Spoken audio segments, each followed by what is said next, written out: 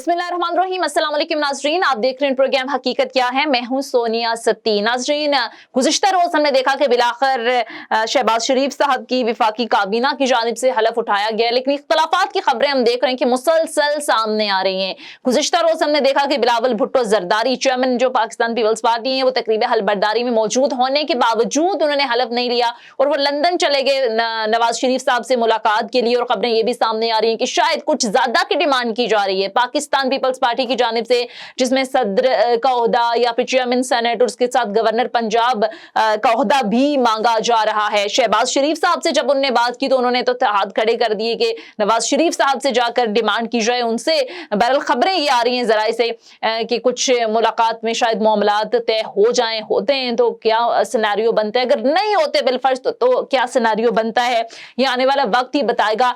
लेकिन इसके साथ साथ नाज़रीन, आज बल्कि गुज़िश्ता रोज जो प्राइम मिनिस्टर शहबाज शरीफ साहब हैं, उन्होंने पहली बार वफाकी काबीना के इजलास से खिताब भी किया और जाहिर है उन्होंने जो चैलेंजेस थे इस वक्त मौजूदा गवर्नमेंट को दरपेश, इस हवाले से बड़े खुलकर बात की। उन्होंने कहा कि इस वक्त मुआशी हवाले से बहुत ज्यादा चैलेंजेस है, लेकिन हमने सबने मिलकर ये ढूंढना है, इसका हल ढूंढना है कि कैसे हमने मुल्क को आगे लेकर चलना है। बहरहाल मुआशी फ्रंट पर भी बहुत सारी मुश्किलात का सामना है इस वक्त शहबाज हुकूमत को। क्या क्या चैलेंजेस मुआशी फ्रंट पर दरकार हैं, सबसे पहले इस पर बात करते हैं। और नाज़रीन, इसी सारी सूरत हाल पर बात करने के लिए प्रोग्राम में हमें ज्वाइन किया है माहिर मुआशियात डॉक्टर शाहिद सिद्दीकी साहब ने। Thank you so much doctor साहब आपके वक्त का। डॉक्टर साहब, अब नई हुकूमत के लिए मुआशी तौर पर चैलेंजेस आपको क्या लगता है कितने संगीन हैं? आज हमने देखा कि काबीना के पहले इजलास से खिताब किया प्राइम मिनिस्टर शहबाज शरीफ साहब ने, उन्होंने कहा मुल्क कर्जों में डूबा हुआ है, मुश्किलात जरूर आएंगी लेकिन देखना है कि इन्हें हल कैसे करना है। फिर उन्होंने महंगाई बेरोजगारी समेत उन्होंने कहा बहुत सारे चैलेंजेस हैं। फिर पेट्रोलियम मसनूआत पर जो प्रीवियस गवर्नमेंट थी उन्होंने जो सब्सिडी दी थी, जाहिर है अभी तक वो बरकरार है, कह रहे हैं 61 अरब का नुकसान हो रहा है। तो सर, आपको क्या लगता है ये कितना बड़ा चैलेंज है इस वक्त मौजूदा गवर्नमेंट के लिए इकोनॉमी को एक ट्रैक पर लेकर जाना? देखिए, इस वक्त सूरत हाल ये है कि पाकिस्तान में आप देखें 1993 से मैं देख रहा हूँ जी, कोई नई हुकूमत आती है वो ये कहते हैं कि मईशत तबाहाल हमें विरसे में मिली है, बिल्कुल।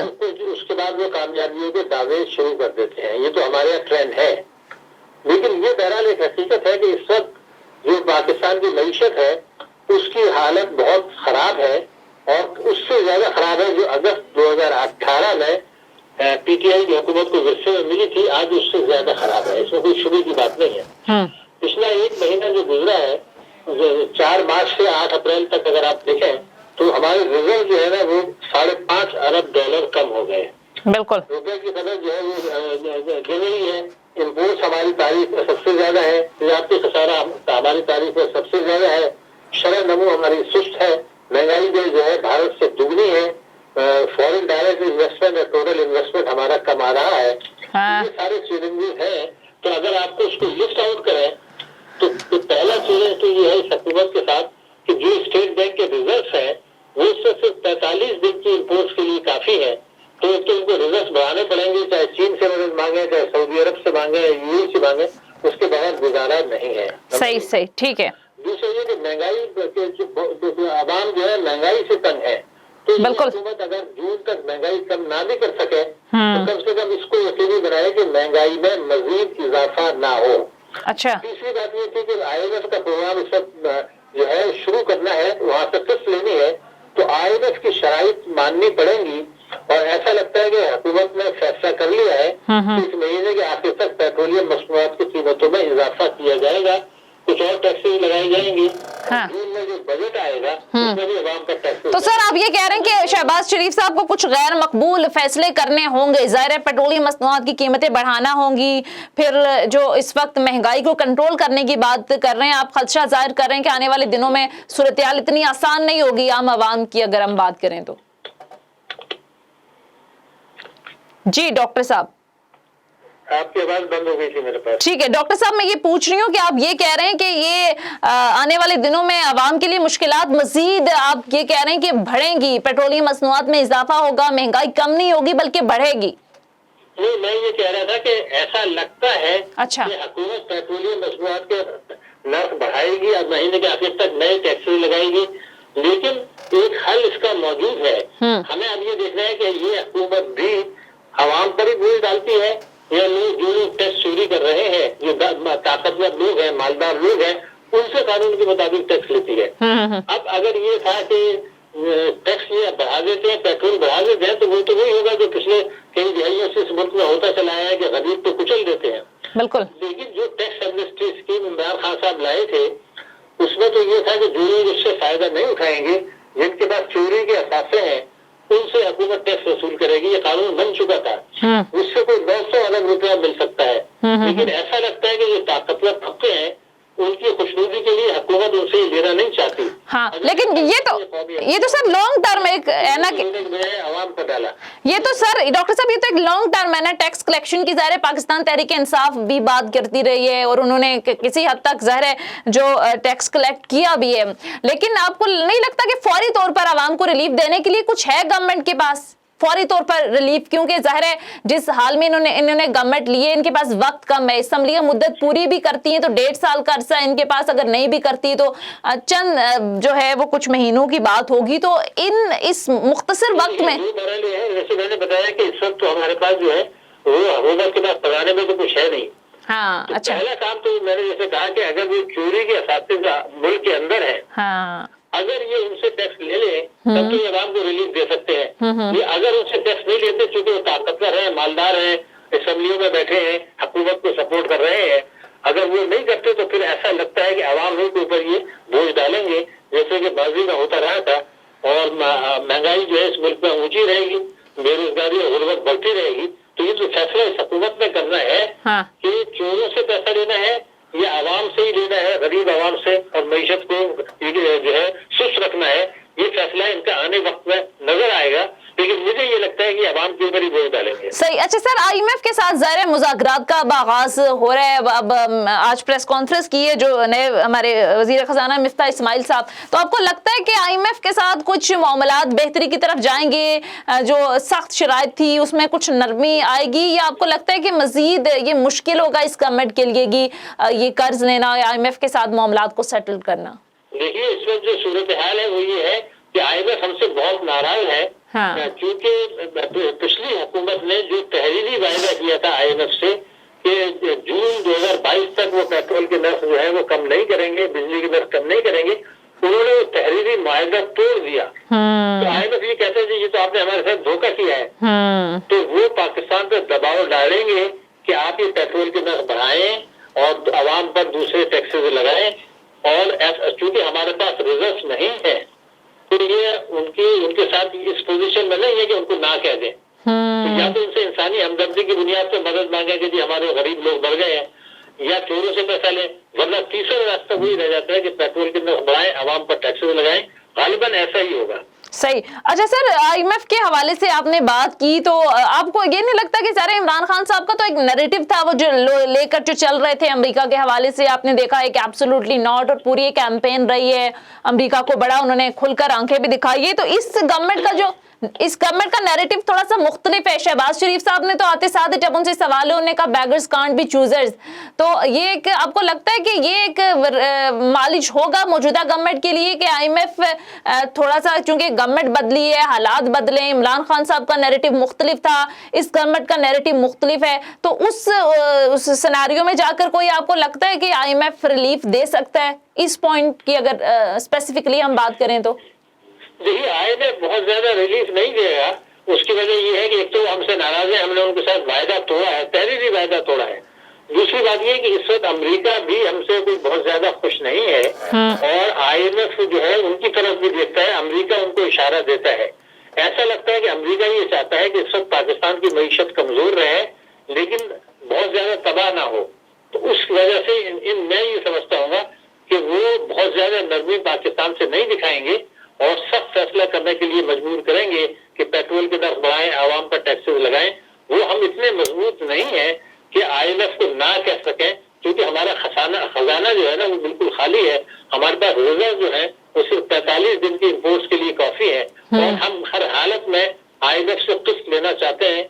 तो वो तो फिर बेगर्स आर नॉट चूजर्स जो कहते हैं, ऐसा लगता यही है कि IMF की शर्त मानेंगे अभी भी बहुत ज्यादा नरमी नहीं दिखाएगा। सही, ठीक है डॉक्टर साहब, अगर आप सुन सकते हैं तो ये डॉलर की जो कीमत पहले जब गवर्नमेंट आई तो एकदम से हम देख रहे थे कि रुपया मुस्तहकम होना शुरू हो गया था, लेकिन पिछले 2-3 दिन से डॉलर फिर बढ़ रहा है, अनसर्टेनिटी एक नजर आ रही है। ठीक है डॉक्टर साहब से हमारा राब्ता मुनक़ता हो गया है। नाज़रीन मुख्तसर ब्रेक लेते हैं, ब्रेक के बाद वापिस आएंगे, इस साले सिलसिले को यहीं से आगे बढ़ाएंगे। Stay with us.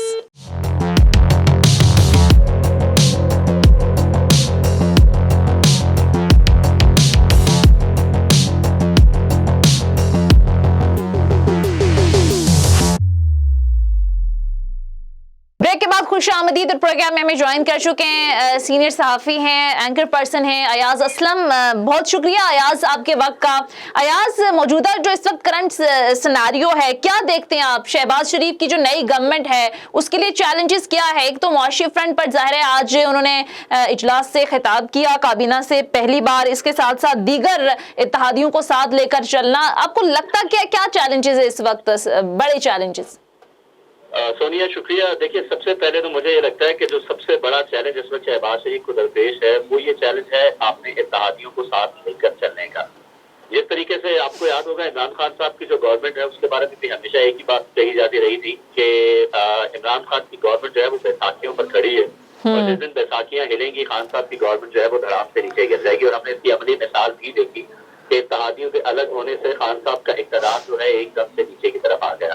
इस वक्त अगर हम सिचुएशन की बात करें तो आप देखें कि जिस वक्त शहबाज शरीफ साहब की भी जितनी गवर्नमेंट इत्तेहादी जमातें मौजूद है, माजी के अंदर अगर इन तमाम जमातों की सूरत हाल देखें तो ये माजी के अंदर आपको याद होगा पीपल्स पार्टी, नून लीग, JUI के आपस में जो बयानात रहे हैं, जो तमाम चीजें रही हैं, वो सबके सामने है, पूरी कौम देखती रही है उसको।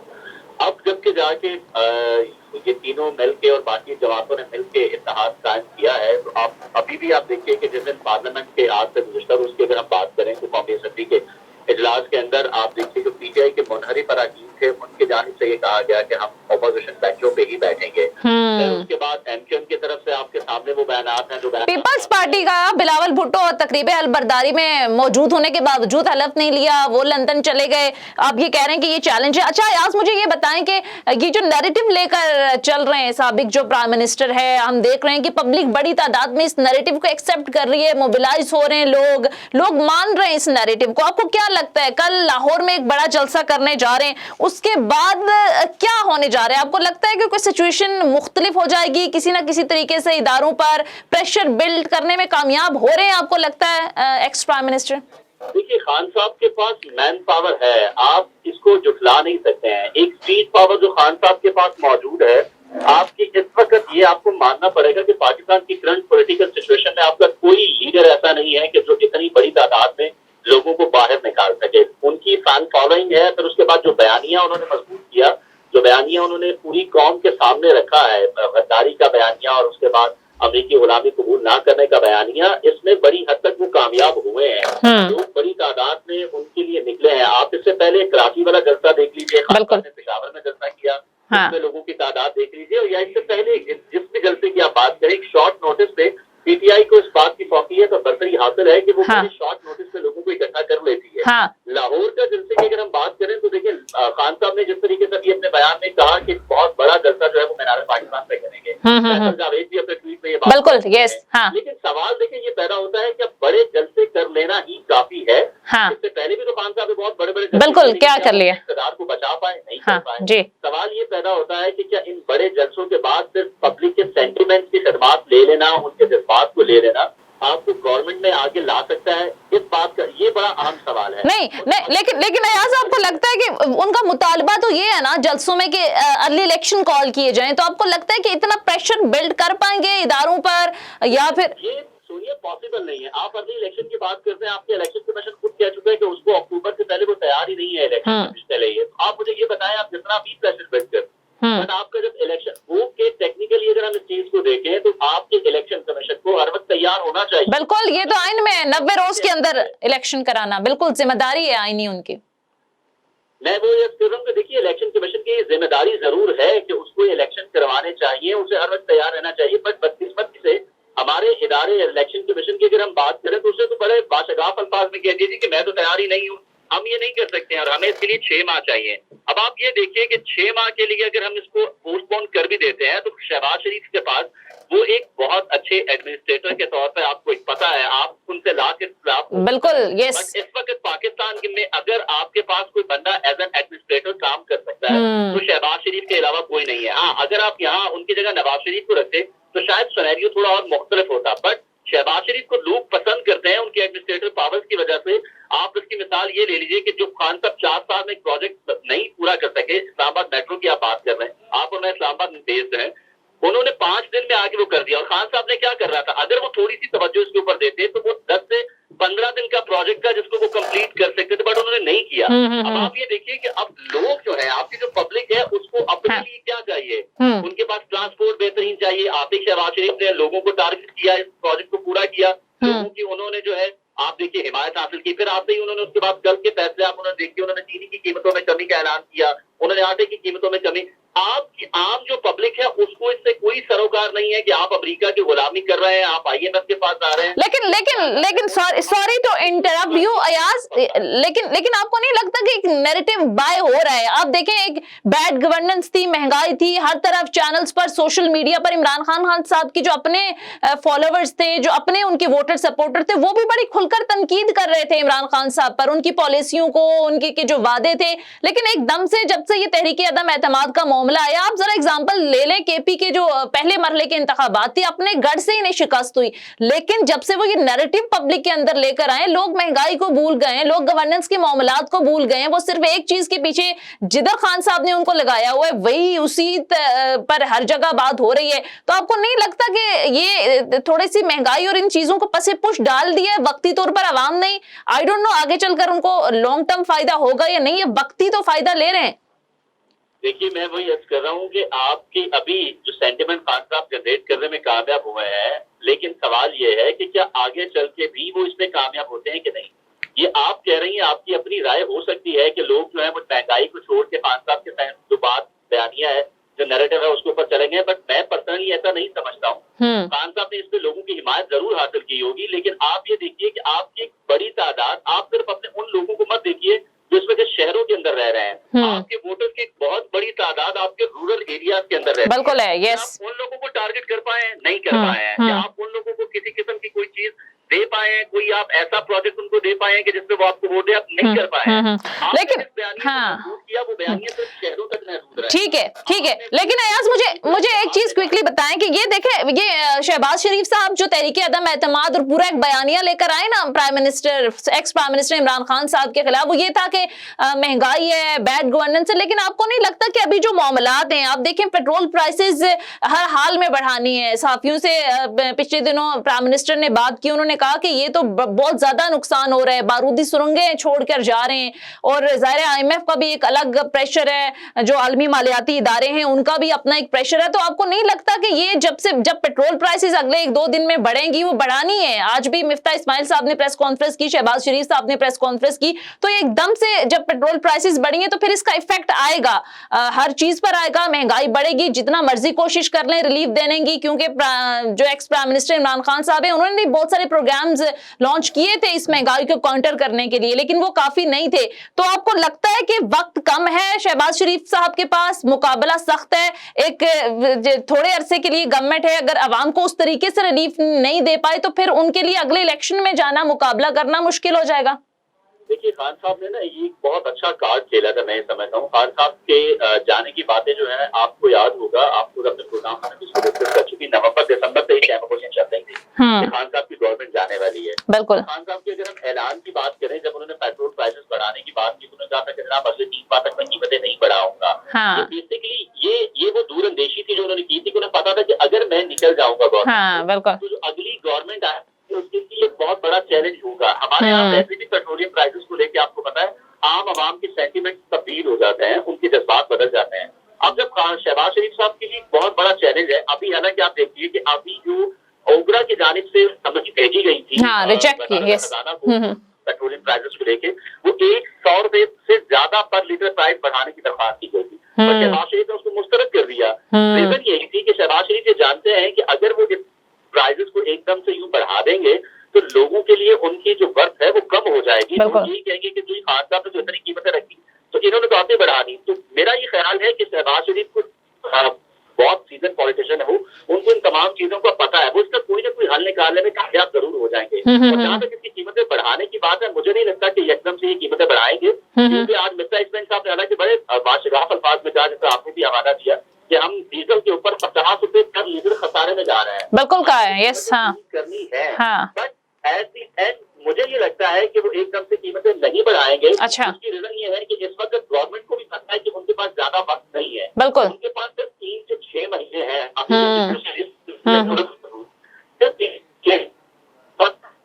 ये 6 महीने को बता डाल जाती है। मेरा नहीं ख्याल कि अगले 5 साल के लिए इमरान खान को लोग बाहर। सही। तो अयाज, आखिर में आप ये बता दीजिए कि ये जो फॉरेन फंडिंग केस का मामला है, तोशा खानों को लेकर जो मामलात बड़े गर्दिश कर रहे हैं, आपको लगता है कि ये एक सियासी तौर पर मालिज हासिल करने की कोशिश कर रही है इस वक्त की गवर्नमेंट, या आपको लगता है कि इससे कहीं कुछ ना कुछ निकलेगा? क्योंकि इमरान खान साहब तो जलसे में भी इन खदशात का इजहार कर चुके हैं कि मुझे तो सियासत से आउट करने की पूरी एक प्लानिंग हो रही है। तो आपको लगता है कि 7-8 साल से जो एक मामला लटका हुआ था फॉरेन फंडिंग को लेकर, अब वक्त आ गया उसका फैसला करने का? और ज्यादा से ज्यादा आपको क्या लगता है क्या हो सकता है? देखिए, मेरा ये ख्याल है कि ये कहना कबल अज़ वक्त होगा। खान साहब का इस पे जो अंदेशा है वो दुरुस्त है किसी हद तक। अच्छा। उन्होंने कहा है, मैं इस बात पे एग्री करता हूँ। हमारे जो बड़े सीजन जर्नलिस्ट हैं उनका भी ये ख्याल है कि खान साहब को ये जिस चक्कर के अंदर अभी फंसाया जा रहा है, जिस तरीके से उसको लाया जा रहा है, ये खासतौर पर फॉरेन फंडिंग का केस, पिछले 8 साल से उसका फैसला नहीं आया, लेकिन अभी वो ये अदालत है कि इलेक्शन कमीशन जो है वो उसको कंप्लीट करे। लेकिन अगर बैकडोर डिप्लोमेसी खान साहब इस्तेमाल कर रहे हैं और किसी तरीके से वो बच हैं को करने में, तो मेरा ये ख्याल है कि वो फॉरेन फंडिंग केस से निकल जाएंगे। बट अगर खान साहब मैं ना मानू की रट अपनी लगाई रखते हैं और वो जिस तरीके से अपना बयानिया उन्होंने पहले से स्ट्रॉन्ग कर कहते कि हमें ये बात माननी पड़ेगी, मुल्क के अंदर सियासत में रहने के लिए कुछ ना कुछ आपको चीजें करनी पड़ती हैं, कहीं ना कहीं कॉम्प्रोमाइज करने। और कॉम्प्रोमाइज तो किए है ना, कॉम्प्रोमाइज किए भी हैं, कॉम्प्रोमाइज अयाज किए भी हैं। वो जिन लोगों को कातिल लीग कहते थे, पंजाब का सबसे बड़ा डाकू कहते थे, उन पर भी तो कॉम्प्रोमाइज किया है। कितने अरसे के बाद वो गए खुद चल के चौधरी बरादरान के पास, बहादुराबाद मरकज गए और बहुत सारे मामलात पे कॉम्प्रोमाइज किए। यस, हाँ जी, बिल्कुल, हाँ। पॉलिटिकल पार्टीज के निस्बत कुछ लोग और भी हैं कि जिनके साथ आपको जो है वो कॉम्प्रोमाइज करने एग्जैक्टली, यस, कॉम्प्रोमाइज नहीं करेंगे, मेरा ये फॉरेन फंडिंग केस से निकल पाएंगे। ये खान साहब के लिए एक ऐसी लटकती तलवार है। हाँ, नहीं तो ठीक है। अच्छा अयाज, आखिर में ये बता दें कि अगर बिल फर्ज चलें, अभी तो कुछ कहना जैसे आप भी कह रहे हैं कबल इस वक्त है, लेकिन अगर फर्ज कर लें कि अगर इनके खिलाफ आ जाता है ये फॉरेन फंडिंग का केस, या किसी तरीके से आउट कर देते हैं, वैसे तो बहुत सारे लोगों से बात होती है, बहुत सारे सीनियर एनालिस्ट हैं, वो ये कहते हैं कि ज्यादा ये नहीं होगा कि इमरान खान साहब को नाअहल कर दिया जाएगा, ये बहुत ज्यादा डैमेज होगा, ये नहीं हो सकता। लेकिन बिलफर्ज अगर आउट भी करते हैं तो आपको नहीं लगता कि मामलात और खराबी की तरफ जाएंगे, या नारकी की सी एक सूरत हाल बनेगी, पॉलिटिकल इंस्टेबिलिटी होगी, तो ये कंट्रोल करना शायद इदारों के लिए फिर मुश्किल हो जाए? मैं आपकी इस बात से मुत्तफिक हूँ, इसमें कोई दो राय नहीं है। खान साहब के पास इस वक्त जो पावर मौजूद है, उनके पास एक वोट बैंक से ज्यादा सीट पावर मौजूद है, और मेरा ख्याल है कि इदारों की इससे बहुत गहरी नजर है। मैं तक आपकी बात से मुत्तफिक हूँ, लेकिन एट द एंड मैं ये भी जरूर कहूंगा कि अगर सिचुएशन ज्यादा खराब होती है तो खान साहब को सियासत से निकाला भी जा सकता है। ये फॉरेन फंडिंग केस का कुछ भी कहना कबल वक्त है। मेरी अपनी राय ये है कि जो आपने फरमाया, मेरे ख्याल में ऐसा ही होगा, क्योंकि वजह यह है कि आप इस वक्त मुल्क को अनारकी की जानिब ले जा नहीं सकते हैं। सिचुएशन मुश्किल हो जाएगी अगर खान साहब को सियासत से निकाल देते हैं। ठीक है, लेकिन कोई ऐसा फैसला जरूर आ सकता है कि जो खान साहब के लिए मुस्तकबिल में बहुत ज्यादा परेशानी का बायस बन सकता है। ठीक है, बहुत बहुत शुक्रिया। सीनियर सहाफी और anchor person Ayaz Aslam programme में हमारे साथ मौजूद थे। नाजरीन, ये था हमारा आज का प्रोग्राम के हवाले से फीडबैक जरूर दीजिएगा। अगले प्रोग्राम तक हमें इजाजत दीजिए। खुदा हाफिज।